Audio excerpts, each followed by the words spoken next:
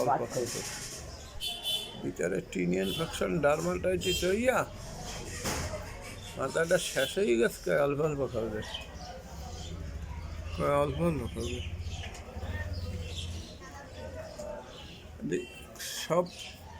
শুকনো কম স্কিনটা নষ্ট হয়ে যাইতেছে ম্যাডামে গরু গোস্ত চিংড়ি মাছ অ্যালার্জি জাতীয় খাদ্য খাইবেন না বুঝলেন গরু গোস্ত চিংড়ি মাছ অ্যালার্জি জাতীয় খাদ্য খাইবেন না গরু গোস্ত চিংড়ি মাছের সবচেয়ে বেশি অ্যালার্জি বহন করে